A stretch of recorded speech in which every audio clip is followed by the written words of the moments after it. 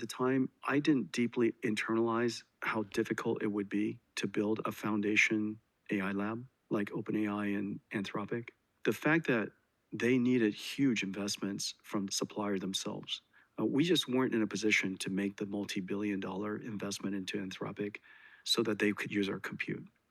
But Google and AWS were, and they put in huge investments in the beginning so that Anthropic in return used their compute. We just weren't in a position to do so. I would say my mistake is I didn't deeply internalize that they really had no other options, that a VC would never put in $5-10 billion of investment into an AI lab with the hopes of it turning out to be Anthropic. And so that was my miss. But even if I understood it, I don't think we would have been in a position to do that at the time. But I'm not going to make that same mistake again. And I'm delighted to invest in OpenAI, and I'm delighted to help them scale. And I believe it's essential to do so. And then when Anthropic came to us, I'm delighted to be an investor, delighted to help them scale. If I could have, I would have done it even earlier.